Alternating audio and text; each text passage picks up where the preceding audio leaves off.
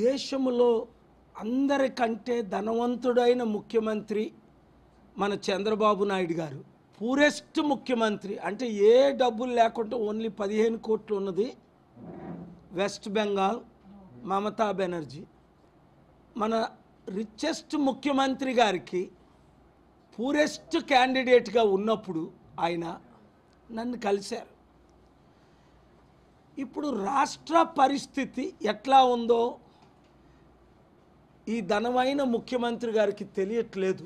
ఇప్పుడే ఒక బోర్డు చూశాను, సూపర్ 6 సూపర్ ఫిట్ అని, ఈ హోటల్కి ముందునే మెయిన్ రోడ్లో. మరలా అదే ముఖ్యమంత్రి గారు అన్నారు, సూపర్ 6 గురించి ఎవరైనా మాట్లాడితే 4 కోస్తాను అని. చంద్రబాబు నాయుడు గారు మీకేమైంది? అంత మంచి మనిషిగా నాకు పరిచయమే మీరు, అంత మంచి అడ్మినిస్ట్రేటర్గా మీకు పేరుందే.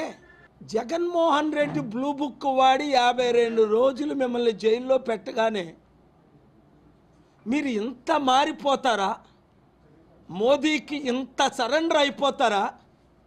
మోడీ మెడ వంచి 788 మంది ఎంపీల మెడలోంచి సుప్రీంకోర్టులో మే 23 ఆగస్టు 1 డైరెక్షన్స్ తీసుకొచ్చి 45 కోట్ల మందికి విలువైన బెట్టింగ్ యాప్లన్నిటినీ బ్యాన్ చేయించానా లేదా?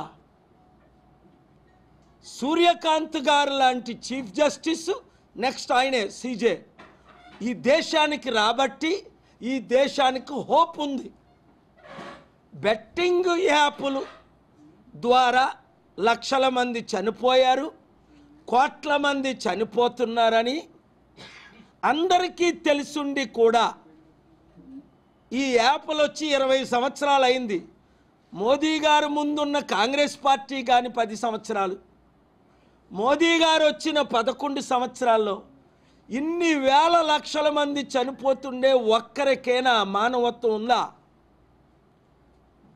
ఈరోజు కూడా భార్యని చంపేసి భర్త ఒక పోలీస్ స్టేషన్లో సరెండర్ అయిపోయాడు. భార్య ఈ బెట్టింగ్ యాప్లు వాడొద్దు అని. ఇంక ఇవన్నీ సహించలేక నేను ఆనరబుల్ సుప్రీంకోర్టుకి వెళ్ళి మే 23 ఆర్గ్యుమెంట్స్ వాదనలు వినిపించి 195 కేసులు డిస్మిస్ అవుతుంటే ఇది కూడా డిస్మిస్ అవుద్ది అనుకున్నా. అలాంటిది thank God for the honourable justice Suryakant ji bench. courageously they stood and passed the direction, but the Modi government dare not to file the counter. But what happened? Honorable Justice did not back off. On August 1st again, when I presented the facts how the betting app is ruining crores of lives, immediately said on August 1st, all 29 states, all 11 territories, including ED, TRAE, should be the parties. Google India, Apple India. అలాంటి betting app మీదే 8 లక్షల కోట్ల అవినీతి జరుగుతున్న betting యాప్లు ban చేయించేనే మన రాష్ట్రానికి మంచి రోజులు తీసుకురాలేనా ముఖ్యమంత్రి గారు? మీరు లేకపోతే ఈరోజు బీజేపీ గవర్నమెంట్ లేదు. మీ 16 మందిని మీరు విత్డ్రా చేసుకుంటే గవర్నమెంటే కొలాప్స్ అయిపోద్ది. అలాంటిది మీరు వయసులో పెద్దవారు, తెలివితేటల్లో గొప్పవారు, మంచి అడ్మినిస్ట్రేటరు, ఇంత బానిసగా ఎలా మారిపోయారు? బైబిల్లో మాట ఉంది, హూ హ్యాస్ బీవిచ్డ్ యూ, అది తెలుగులో మాంత్రికమా తాంత్రికమా, ఎవడు ఏం చేశాడు మీకు అని అపోస్తులుడైన పౌలు గలేషియస్ అడుగుతున్నాడు. Who has bewitched you, how you became so fool? Chandrababu Naidu garu ఛీ అని మీరు అనిపించుకుంటారా 100 సంవత్సరాలు? లేదా గ్రేట్ ఎన్టీఆర్, ఇందిరాగాంధీ మెడలు వంచిన ఎన్టీఆర్ అని అనిపించుకుంటారా?